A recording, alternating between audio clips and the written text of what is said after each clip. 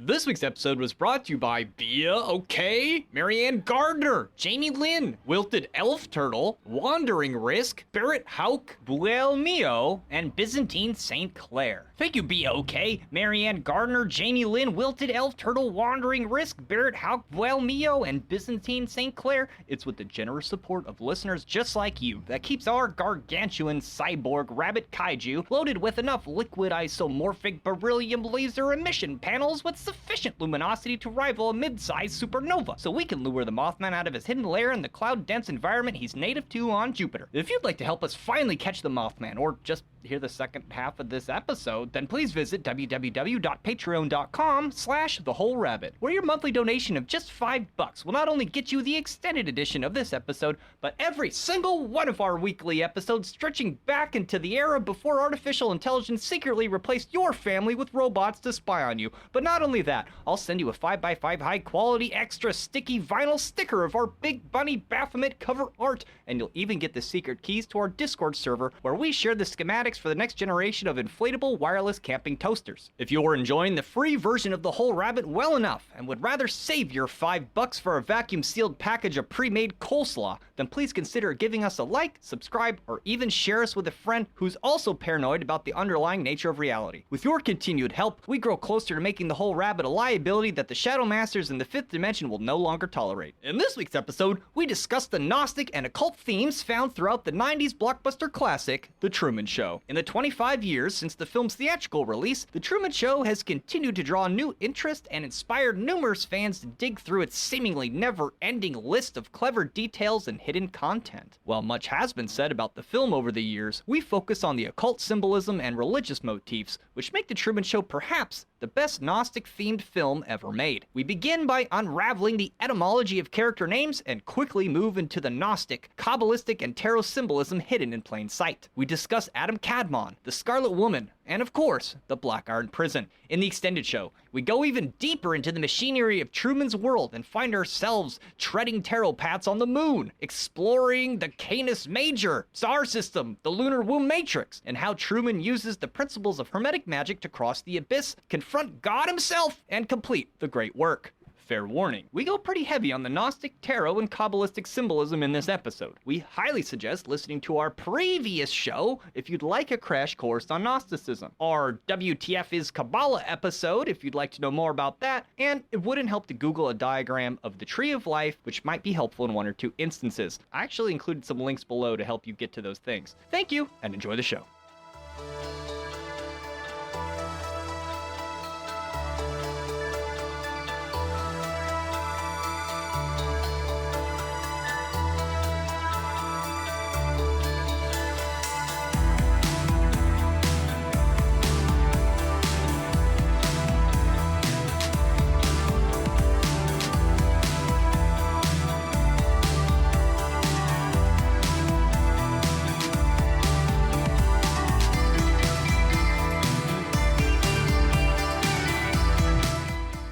Where was Solomon's temple located? Where? On the side of his head. There. That's a smart one. The Ark was built in 3 stories, and the top story had a window to let light in. But how did they get light to the bottom 2 stories? How? They used floodlights. Why did Noah have to discipline the chickens on the Ark? Why? Because they used foul language. Come on. I'm fluent in foul language. And why didn't they play cards on the Ark? Why? Because Noah was standing on the deck. Hello everybody, and welcome to The Whole Rabbit, where we don't just scrutinize the theological horror stories that a group of heretical Christians create out of a reinterpretation of biblical Genesis, which names the God of Abraham as the bloodthirsty, lady-violating, jealous tyrant murderer that keeps us working at those day jobs every week. Nay. We explore exactly how some of the best Hollywood has to offer took these same ancient theological horror stories and adapted them into celebrated pieces of modern cinema, worthy of being called Gnostic Gospels in their own right, because this week, we're exploring one of the most unapologetically Gnostic films ever created, The Truman Show. I'm your host, Hack Rabbit, also known as Luke Madrid. I'm joined this week by the majestic manifester of miraculous magnetism, Mari-sama. Wow, what an intro. The merry-making madman, Malachor 5. Hey, what's up? And the head-turning harvester of hearts, Heka Astra. Hello. All right, so I guess it goes without saying that this is a spoiler warning for the movie called The Truman Show. If you haven't seen it before, this episode might go a little over your head. That being said, watch the movie, then listen to the episode. I mean, the film's getting on in age at this point. I feel like the real disclaimer comes in when I tell you this episode probably has more jargon about Gnosticism, Tarot, and Kabbalah than perhaps any we've done before. So if you're not familiar with any of that stuff, we explain it, but there's only so far you're gonna make it. Let's be real. But for those of you who want to go really deep into The Truman Show, oh, we got a show for you. Yeah, it's one of those episodes you got to have your nerd glasses on. Amen. Go. Good, I wear mine all the time. As you should. So when The Truman Show came out in 1998, people had mixed feelings. Well, the critics loved it. Some audiences were just not ready to see Jim Carrey in a serious role. Jim, however, says he never accepted a role so quickly. He even took the role for half the amount of pay he was accustomed to. Because of his obligations to Liar Liar and The Cable Guy, going with Jim Carrey meant that production would have to be delayed for as much as a year. Even still, Peter Weir insisted Carrey was the perfect man for the part and spent the better half of that year preparing and having the story's author, Andrew Niccol, doing as many as 16 rewrites. Weir thought Niccol's original version was too dark, and despite the disturbing themes and dystopian undercurrents, Weir managed to transform The Truman Show into a lighthearted comedy. Even with a mixed bag as such, The Truman Show was a critical and financial success. Moreover, the film has proved to have a remarkable staying power, and it continues to garner renewed interest year after year. Many believe this is due to predicting the meteoric rise of reality television as the dominant form of entertainment. Indeed, although reality TV has a history stretching all the way back to the 1940s, the first actual quote-unquote reality TV show was The Real World, which premiered on MTV in 1992. I remember that. I used to watch Seattle. And then Big Brother came out, which was another hit. The reality TV genre grew steadily throughout the 90s, and The Truman Show came out in 1998, which was just before the cusp of the second boom of reality show popularity that began in 2000, which obviously has lasted decades at this point up until now. Even today, reality shows are a huge hit, and you even see some of the newer iterations of these shows not only be independently produced outside of TV networks, but with an added benefit of having the internet where people can interact with the people on the show. So there's still more to be explored in this genre. It's still super popular at this point, and I think it's because the benefit of this format is obviously the minimal need to hire actual writers for a show. I mean, we've had lots of writer strikes going on, so this is a great way to make some content without needing to pay someone to write it. And it instead relies on natural interactions, and it's mixed with guidance from the producers and or the director. So it's kind of like a fine line. Like, you can let everyone loose and just record them, but that's not going to be much of a show unless you introduce some kind of obstacles or a game show element, or have the director produce some kind of, drama for the contestants to kind of stir up the pot, I guess, is what the director's role is in this kind of format. Now, I tend to believe the rapid commonness of such low-effort entertainment is part of the reason people are quick to dismiss how meticulous and detail-oriented good filmmakers can be. Director Peter Weir and cinematographer Dennis Gassner even researched surveillance techniques for certain innovative shots, and if you look closely, small globe-shaped camera housings are hidden on countless set pieces. It's almost in every shot. I didn't even notice them until somebody else pointed them out. Truman's Ring is one example, actually. It's got a little tiny camera in there. Now, Weir even had the actors create elaborate backstories for their characters' offset lives. Marlon, for instance, has a severe drug addiction because he's sick with guilt for deceiving Truman his entire life. It just doesn't really come up in the film. Laura Linney studied fashion and advertising from the 1950s to develop outfits and poses for her character as Truman's wife. This figurative ocean of small, almost entirely hidden details is important to mention because they demonstrate demonstrate the level of forethought and importance placed upon certain elements of storytelling, all but entirely occult to the audience. Storytelling is an art with thousands of years of time-tested material to draw from, and it's only reasonable that the top-paid storytellers of our time, endowed with better access to information than ever, would use some of culture's most enduring myths as inspiration. Likewise, a filmmaker uses symbolism in the same way a magician does during ritual, to elicit a predictable response from the various levels of the psyche.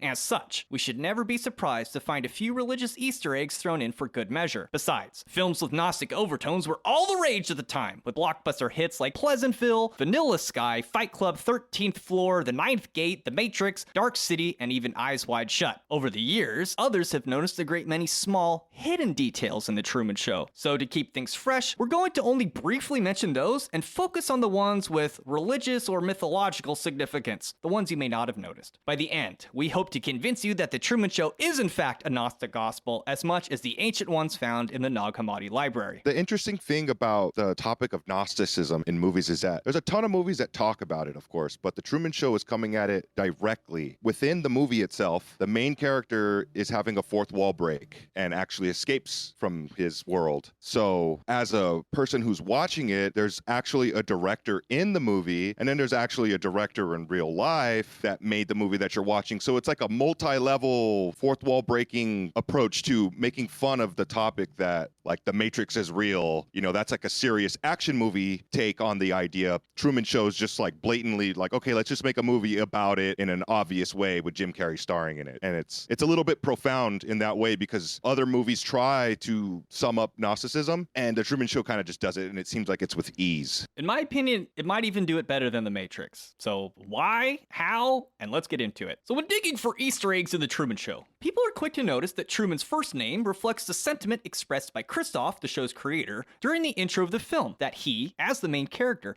is unlike the simulated world and people around him. He's truly authentic. He's the one man that is true. This is likely a reference to Adam Kadmon, which is essentially the image that God used to create material humans, and acts as sort of a universal soul for mankind. This is what's being referenced when someone, usually Christ, is referred to as, quote, the Son of Man. Most relevant here, Adam Kadmon is the pure soul as still undiluted or tarnished by interaction with the material world. This is also true of Truman, who, untouched by the outside world, has become a symbol of hope, goodness, and purity for the rest of humanity. It is this same soul image of the Adam Kadmon that the Demiurge and his archons thirst for so viciously and construct the Garden of Eden to contain it for their own benefit, just like the Truman Show. In regards to Truman's last name, Burbank, most analyses of the film tend to point out that the soundstage in which Sea Haven is situated is likely in Burbank, California, a location known for its film studios. Well, this seems reasonable and straightforward enough. We would be cheating ourselves to not look at the name's etymology. It's a bit obscure, so a few possibilities exist. Bur is an Old English word for manor or even fortress. The word bank, etymologically speaking, can usually be traced back to a bench, a table, or a mound, as it implies a sort of elevation upon which one can rest. A term we would be familiar with in this context would be an embankment, like the pile of sand we find Truman sitting on as he watches the sunset at various times in the film. Taken together, we might find Burbank encodes the idea of a fortress on a hill. The symbolism of a fortress on a hill brings two relevant concepts to mind. One good, one bad. So to step into a little bit of the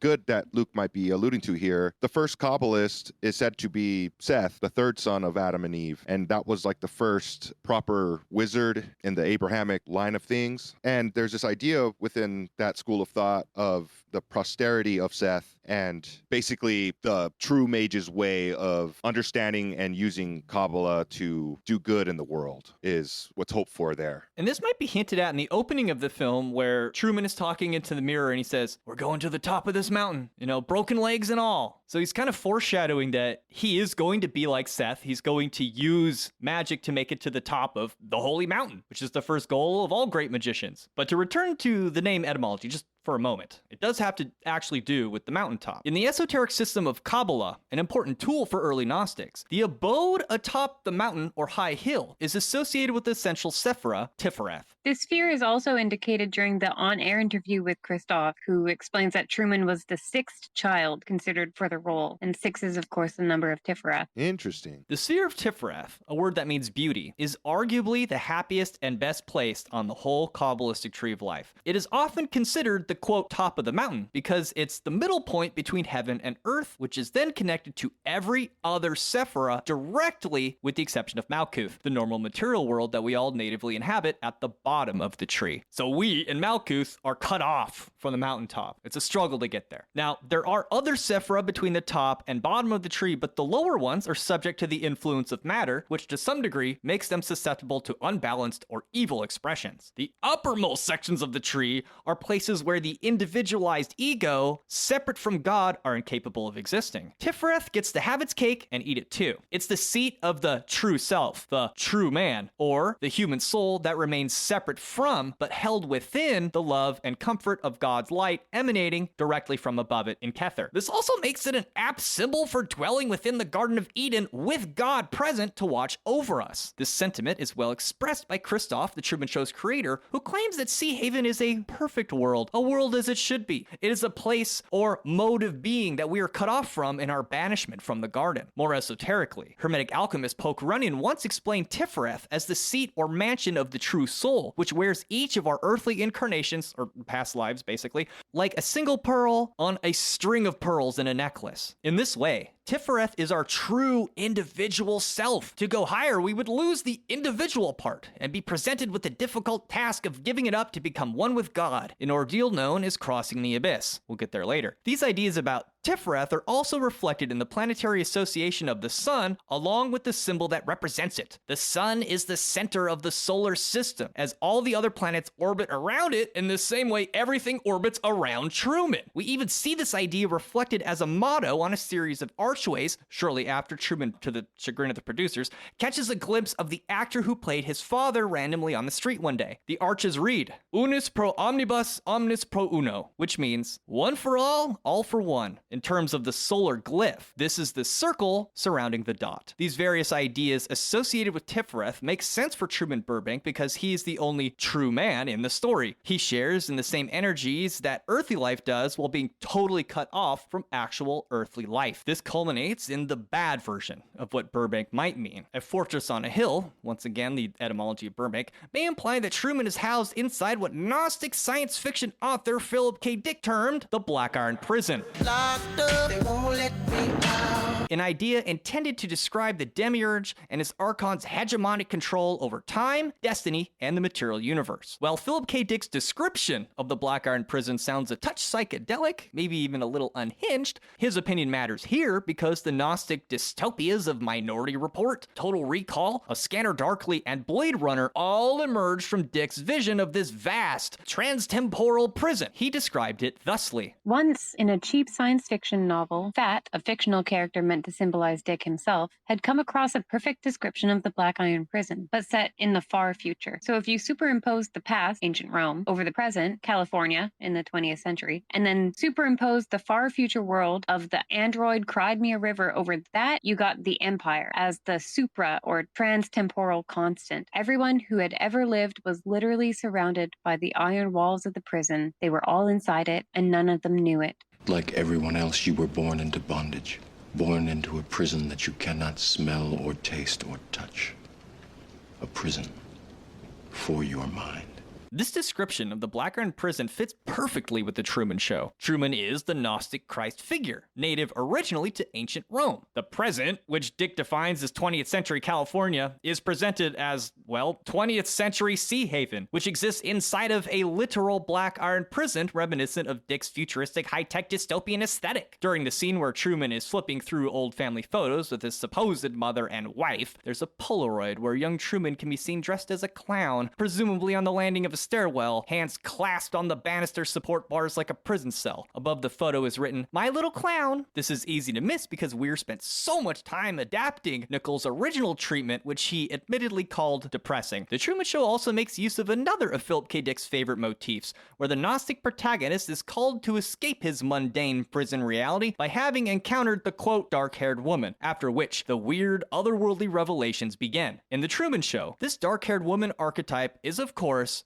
Sylvia Garland. Yeah, Sylvia, she kind of breaks her character in the Truman Show, because that's what you're watching in like the first act of the film. She kind of goes on a date with him, and by the end of the date, like when things are getting kind of hectic, she tells Truman, like, people know everything you do. And she's telling him kind of an ultimate truth, that there's cameras everywhere, people are watching you, it's not what you think it is, like your world's fake. Everything I've told you is the truth. It's fake. It's all for you. She's trying to lead him out of that. It's her in his life that is the cause for him to start like the true path, because he was kind of not sure until he got confirmation from her. Yeah, she sort of initiates the whole thing falling apart. She, in Truman's life, was like a high school love. That was like Truman's first love. And this kind of reminds me of a couple things, of course, because it's another female character in Adam's life named Zoe that teaches him how to kind of redeem himself and ascend. Sylvia seems a little bit like all of those divine feminine Gnostic figures. And even in the Gnostic texts, they sort of flow in and out of each other in a way that suggests they're all kind of cut from the same fabric. They're all related. They're emanations of each other. They're allies on this mission. Right. And we've said, this whole Gnostic idea is ultimately based off of the Nag Hammadi text, which, to be specific about the potential group of people who wrote it, were probably Sethian Gnostics, and it's therefore like a Sethian creation myth. And in the text itself, it mentions the idea of Barbello, which is like this father-mother, but ultimately a female ingredient to, I guess, the Holy Trinity, where it's the Father, the Son, and the Holy Spirit. Instead of the Holy Spirit, it would be like a mother figure with full-on symbolism being involved. And that's why, like, the Barbie movie probably makes a lot of sense, being Barbello, Barbie. It's just telling me that it's kind of the same idea from a female-empowered perspective. Barbie's funny about it because Barbie's obviously a woman, but she's also a bit hermaphroditic in her own way. I'd like to inform you, I do not have a vagina. And he does not have a penis. We don't have genitals. Now, Sylvia is Lauren Garland's real name. All three names are exquisite hints, as this is confirmation, at least for me, that she is the Dickian dark-haired woman, who is also cognate to the divine feminine personages whose speckled Gnostic cosmology that we just discussed. Etymologically, Lauren can be traced to the laurel tree, and by extension, the laurel leaf, which was used to symbolize victory or accomplishment in the ancient Greek world. After all, it was Nike, the goddess of victory, who had crowned the victor with laurel wreaths. For this reason, wisdom is also an attribution, as the laurel wreath is still commonly used to symbolize academic achievements, as it was in Greek culture, which produced the idea of the liberal arts in the first place. This crown is, specifically speaking, an arrangement of flowers, which is appropriately referred to as a garland. These various associations all find their proper home, Kabbalistically speaking, in the sphere of Netzach, whose name itself means victory, and whose planetary association is Venus, the goddess of love, the only deity capable of nullifying the civic, karmatic, and legal obligations associated with Jupiter and Saturn in Greek myth. This idea survives into our modern day with the aphorism, all is fair in love and war. Venus, after all, can be traced back to Inanna Ishtar, both of which were Semitic war deities, which all considered makes sense why she would act to crown the victorious. Duh.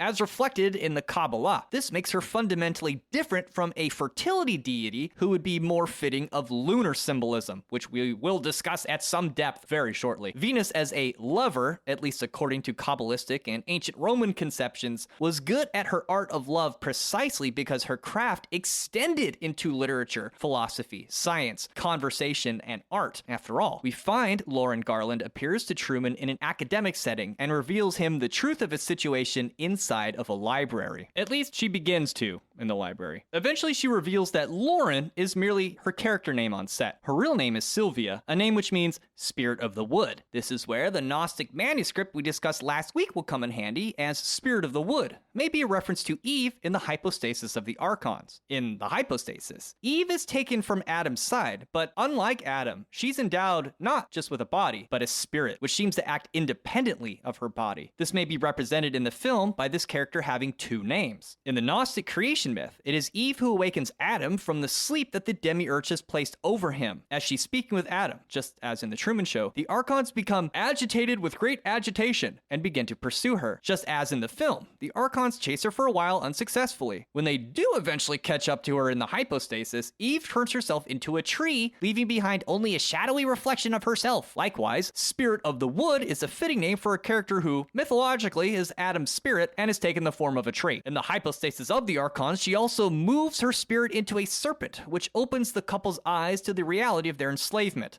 just as Sylvia does with Truman on the beach. In the Gnostic manuscript, Eve leaves behind only a shadowy image of herself for the archons to defile, just as the memory of Sylvia is defiled by the archons on the Truman Show. To take this a bit further, just as Noria of the hypostasis is transposed into Nama in the Zohar, Truman is told by the archons that Sylvia is nothing but a pathological seducer of men. Like when her, quote, father shows up and says, oh, she takes all her boyfriends out here. Oh, she's done this before. You should just ignore what she said to you. And then when she's taken away, she sheds a shadow version of herself, which is the cardigan that he tries to give back to her. But ultimately, that's left behind as a reflection or reminder of that interaction. Exactly. And then there's a smear campaign that's like, oh, she's just a slut. She's a seducer. No. She's like the creator of all the demons, which is how that same personage gets treated in Jewish mysticism. Now, after defiling Eve's shadow in the hypostasis, the text says the following. And they defiled the stamp of her voice, so that by the form they had modeled, together with their own image, they made themselves liable to condemnation. I believe a wink and a nod to this exact line comes during the scene when Sylvia calls Christoph live on air, which allows her to publicly condemn the show in a dialogue between the two. Christoph even initiates the conversation by saying, I remember that voice. Then, condemnation of the show continues years after Truman's initial encounter with Sylvia because he, unable to gaze upon her directly, models her face using images provided to him by the archons from various beauty magazines, which continually reminds the viewer of this cruel ordeal. The beauty magazines being made of paper may even suggest that this is the tree that his Eve has turned into. And these criticisms have not gone unnoticed by the masses either, as Sylvia seems to be part of, or is perhaps even leading, a banner-waving bunch of protesters called the Free Truman Movement. This would be appropriate for the Venus archetype, whose Kabbalistic god name is Sabaoth, a name which means armies, and features in the hypostasis as one of the archons who rebels against and eventually overcomes the demiurge. Well, I definitely got a Sophia vibe from Sylvia, especially with the red cardigan Truman kept, down to the button that said, how will it end? Which really reminds me of that certain lady in a red dress riding the beast, ushering in the apocalypse. She tells Truman about the exit so the illusion can all end, and so he's free to start a new life as he wills it, not what his selfish father wants, Christoph, who literally treats him like a slave. I think you're dead on the money relating how will it end to biblical revelations. Revelations, after all, means revealing. Once the truth is revealed to Truman, the show is over. Sylvia, in this regard, is absolutely the whore of Babylon, the outside world, and a harbinger of the show's apocalypse. She is the embodiment of wisdom that lures him and guides him towards the ultimate goal. Truth, love, attraction at first sight, and feelings of fate cannot be stifled, even by the most elaborate illusions and noise. Above all else, he wanted to know her and also figure out what the heck was going on. This urge to meet with Sylvia and go to the ends of the earth to find her in Fiji, and understanding that truth of what she was talking about, was his calling to Sophia, or wisdom. In terms of being a spirit of truth, she's the only real thing that ever happened to him inside the show. The Gnostic spin is that her transgressions are what make her sacred. I think it's also, they reference it again and they use it as a distraction in kind of the same way that the Matrix does with the lady in red. Yes. Because when they're trying to introduce a new love interest to Truman, they try and distract him with, what was her name? Vivian, and she's in red. Mm-hmm. So they're like, oh, you want the lady in red? Here's a lady in red. It's like, no, that's not the true one. It's like, Mom, we want the lady in red. Mom's like, we have the lady in red at home. Lady in red at home, Vivian.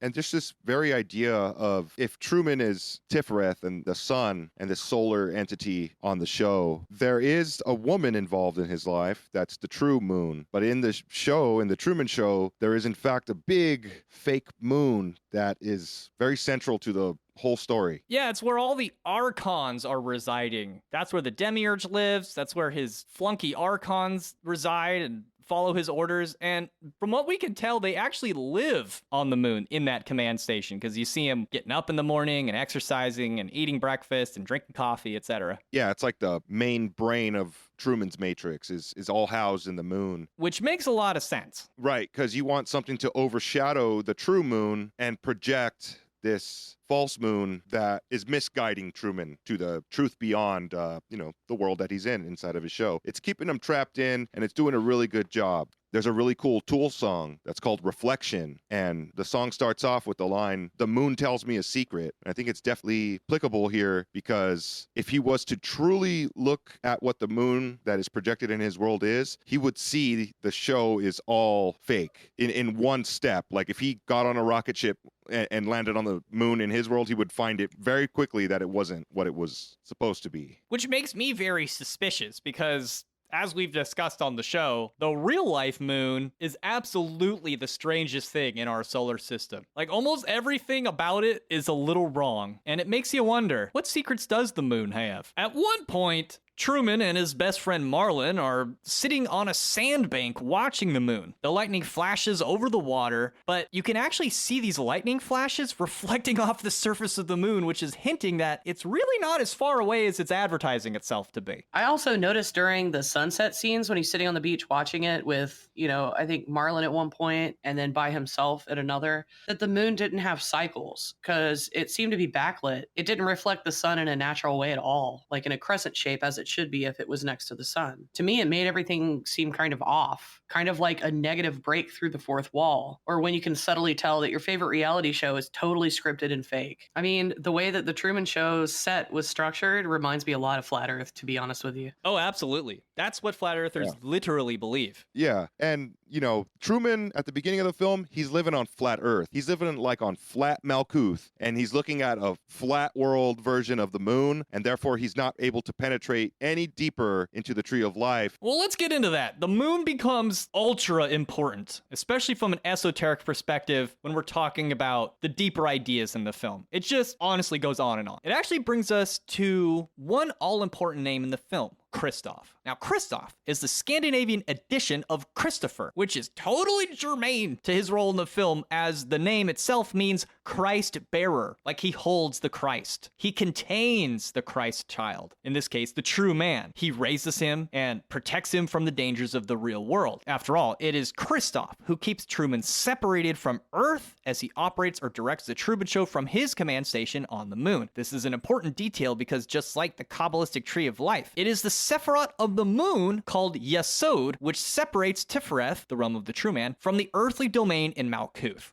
Truman! No! That's off limits! Why? What's over there? Nothing. It's dangerous, that's all. On the Kabbalistic tree of life, the sphere of Yesod is sometimes even referred to as the staging ground, or even a miniature of the real earthly world below it in Malkuth. As such, the name Yesod means foundation. This is so apt for the film, it's difficult knowing which part to even unpack first. For starters, Sea Haven is a miniature edition of the real world, one that Kristoff explains is only different in so much as it is perfected. It's safe. It's uniquely tuned for the benefit of Truman's existence. This lines up exquisitely with what Kabbalist Dion Fortune describes of the sphere of Yesod in her seminal work, Mystical Kabbalah. Yesod, then, must be conceived of as the receptacle of the emanations of all the other Sephiroth, as it is taught by the Kabbalists, and as the immediate and only transmitter of these emanations to Malkuth, the physical plane. As the Yetziratic text says, it is the function of Yesod to purify the emanations and to prove and correct them. Consequently, it is the sphere of Yesod that all operations are carried out which are designed for the correcting of the sphere of dense matter, or in any way to dispose of its unity of design. Yesod, then, is the all-important sphere for any magic which is designed to take effect in the physical world. I must say, Dion Fortune's discussions on anything with Yesod, Yetzirah, or the moon, it's always so good. I love Mystical Kabbalah. If you want to learn more about the Kabbalah on this level, just pick up the book and read the whole thing. If you want to start somewhere on the complicated Kabbalah stuff with the Q, not with the K or C, Dion Fortune,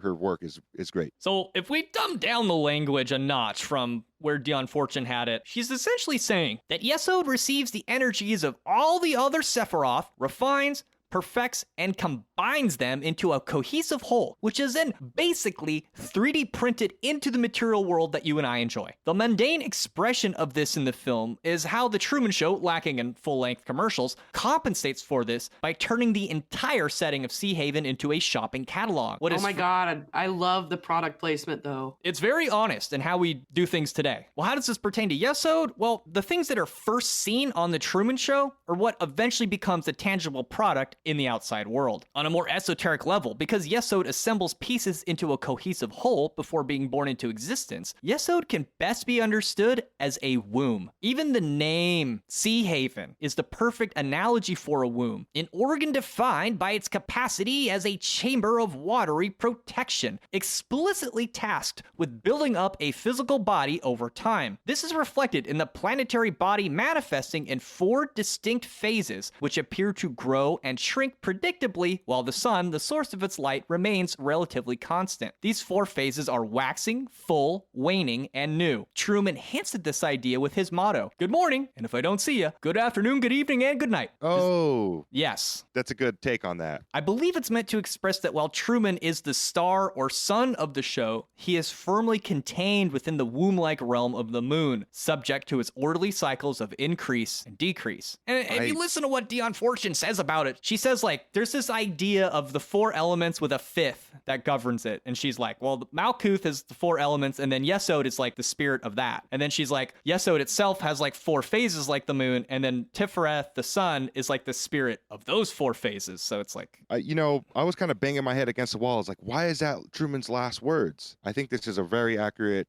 Kabbalistic take on it. Now, this motif, it's also present in the Matrix, which etymologically is related to both the words mother and matter, which are cognate to Yesod's generative womb-like properties. Likewise, for the womb to accomplish its only purpose, everything must be perfectly organized. Everything must be in its correct place at the correct time. Each character has a certain marker or role to play in maintaining the womb. When something is out of place, it must be quickly and ruthlessly corrected, or the entire build-out may fail catastrophically. Like how when his dad, the actor snuck back in that played his dad, it was just standing around like a homeless dude. Yep. And as soon as he recognized him and they embraced, he was pried away and pulled away into a bus and like whisked off with no explanation. Yeah, they just collected him, pooped him out. And that's basically what a womb does. And even later in the film, Christoph is talking to his archons. He's like, if Truman does something unpredictable, you need to come tell me immediately. And this is why. Now, in The Matrix, this corrective role is played by Agent Smith, as his name is reflective of this capacity for building and correction. The nail that sticks up gets hammered down. In The Truman Show, however, this role is played by Marlon. I love Marlon. He's the beer product placement. You know, he's the beer product placement ad. He's always drinking that 6-pack. That's the comfort item that he brings to like bro it out with Truman.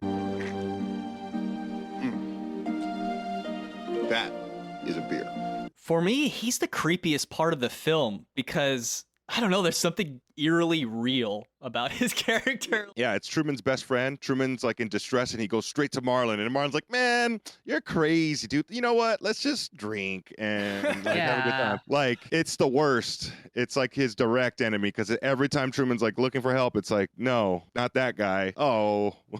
Like, I felt that way too, Truman. You need to settle down and just calm down and have a beer with me. Like, like, don't go looking for more satisfaction. It's okay to settle into your mediocre life here. Like, I couldn't believe that he was just straight-faced telling him that. But straight up, that's what friends actually do. That's why super successful people are like, you should only hang out with people that are more successful or inspired than you are, so you could get up to their level. Don't hang out with people that want to drag you down, because misery loves company. And that's all anyone in the show ever does to him. Even when he talks about Fiji with his wife, she's just like, oh, well, you know, we're supposed to just settle down and have a baby. Like, there's nothing out there. We're perfectly happy here. Why don't you just stay here? And then Marlon just keeps doing the same thing too. Like, if he really cared about Truman, he would tell him to go find the truth. Yeah, I feel like if he was really Truman's friend, he would have at some point said something. Agree. Now, Marlon's name etymology, it might even be more brilliant than Agent Smith's. In fact, we actually have discussed Marlon's name etymology on the show before in our episode about, well, Finding Nemo, where the character with the same name is also preoccupied with finding reasons to never let the protagonist leave the safety of home. Whoa. Now, Marlin is the perfect name for this character archetype from Welsh origin. Marlin derives from Myrddin, which means sea fortress. Besides having an uncanny similarity to the etymology of Burbank, it also implies a womb by combining the idea of water, holding, and protection. In the German language, Marlin is the conjunction of Maru for famous and Land for land, an apt description of Sea Haven, the setting for the world's most famous show. Then, from Romanian origin, Marlin is said to originate with Marcus and means dedicated to Mars, which makes sense because, mythologically speaking, Mars is the archetypal bro with a shield. Throughout the film, Marlin demonstrates over and over that's his primary concern for Truman, to keep him within the protective confines of the sea fortress / womb of Sea Haven. Boom. In short, he shields Truman from the outside world. I also remember, too, when he first met eyes with Lauren, or Sylvia, who was distracting him. Marlin was there blowing his trumpet in Truman's face while he was trying to make eyes with this girl. Oh, you're right. He was shielding him. Yep. From a Kabbalistic perspective, Mars is also associated with the Sephirot of Gevurah, which means severity, although in some versions it's named Pachad, which means fear. On the Tree of Life, the Sephirot is both protective and eliminative. It separates and removes influences that would threaten the whole. Unlike the spectacularly violent Agent Smith, Marlin mostly performs this function in the psychological domain by helping destroy, separate, or push ideas out of Truman's head, most readily the ones which suggest he should try to leave. This idea of separation is further emphasized by the more obvious interpretation of his name vis-a-vis a Marlin being, well, a swordfish. Sword, or Zayn, in the tarot is associated with the Lover's card, whose original title was either the twins, or perhaps even the brothers, representing the archetypal pair of Cain and Abel. This relationship to Truman seems fairly straightforward, as we've demonstrated the similarity in name etymology and the motto shared by the inseparable duo. We were right together, and we were wrong together.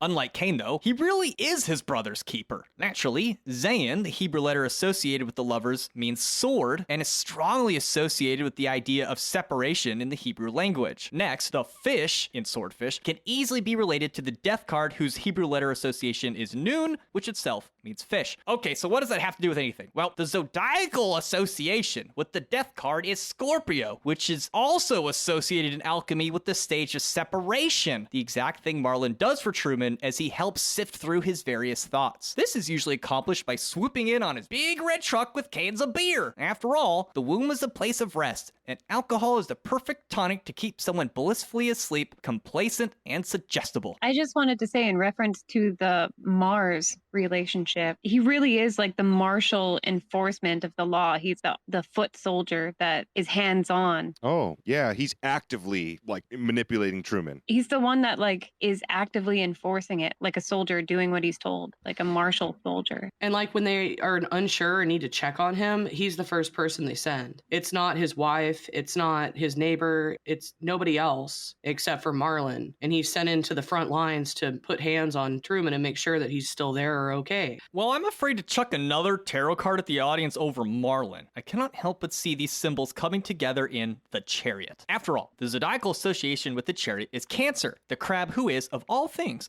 ruled by the moon, just as Marlin is ruled by the archons in the false moon. Traditionally speaking, this combination of symbols in the chariot, the moon, the armored crab, and the protective vehicle of conveyance is also cognate to the idea of a womb. Trucks are designed specifically for holding material, and the redness of Marlin's truck may indicate the shell of a crab, albeit one who's already been cooked. In the thelemic edition of the tarot, this concept of the womb is symbolized further by the charioteer holding a red grail. Considering Marlin always shows up with beer, this is likely the hidden meaning. Some additional evidence I have for this theory is that Marlin's license plate on his red truck begins with 689. The 6 and the 9 create the Cancer symbol, while the 8 in the middle is the numerical value of the Hebrew letter of the card, Chet, which means fence, and reinforces Marlin and the chariot's purpose, to put a protective fence around the baby being grown.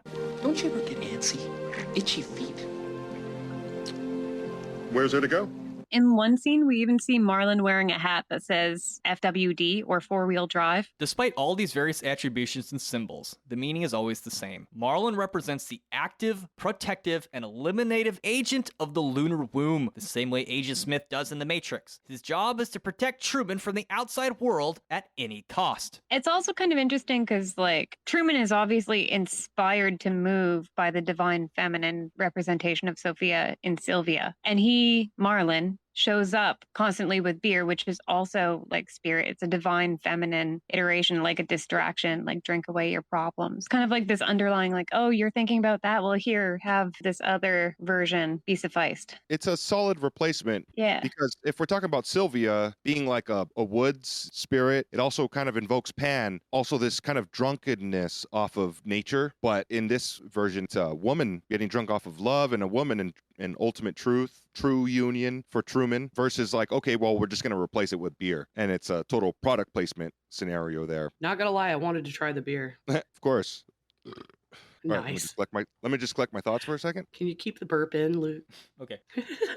Mel, are you drinking beer? Oh, I'm trying to not remember the next couple days because I'm sad. But I'm here. And, you know, we're talking about booze, so I'm getting sauced up. And the movie has a very poetic way of climaxing the point of the womb being a safe place. But the womb itself invokes an idea of a new birth. And Truman, by the end of the movie, he sails on a boat. He overcomes a fear of water, which is all like feminine aligned in itself. And he gets to a point where he finds a doorway that we don't know what's beyond it. It's complete darkness. And it's like a womb where he's becoming another version of himself. It's almost blatant, like crossing of the abyss, but it's also like the womb. It should be viewed as like a dark void of sorts that anything can manifest out of, like chaos. The womb is wet and it's primordial and unmanifested. And Truman is the true man, but he has merely stepped out of the first like level of true understanding on what it means to be alive. I think it's very beautiful that he's in the middle of the ocean and actually touching the firmament of the sky itself, which is like invoking Nuit, and then opening a door in that, and there's not even light beyond that point. It's just a pure black pit, which in itself is like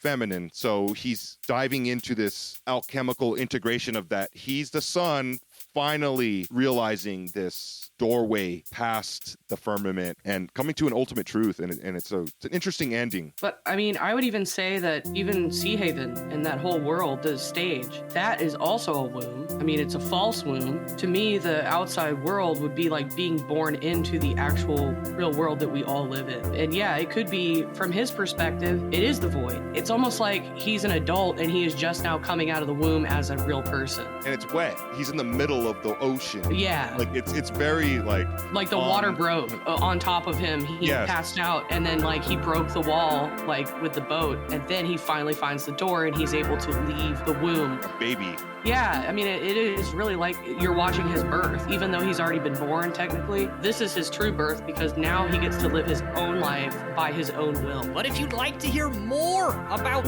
wet wombs, at least as they're described in the tarot and the Kabbalistic Tree of Life, along with what it has to do with the Truman Show, why did a parcan light with the label Sirius fall from the sky, and the magical devices that Truman used to finally escape his prison in the Truman Show, along with his final attainment, then please visit www.patreon.com/thewholerabbit, where your monthly donation of just $5 will not only get you the extended edition of this episode, but all the extended editions of all of our episodes going back before the 20s. I'll even send you a 5x5 high quality black vinyl sticker of our Big Bunny Baphomet cover art, and you'll be given the secret keys to our Discord server where you can discuss the hidden symbolism in your favorite Gnostic films, or ask questions about magic, or talk about your cat, because that's what happens a lot. We like cats. Thank you, everybody. Eat carrots and shoot lasers. Pew, pew, pew.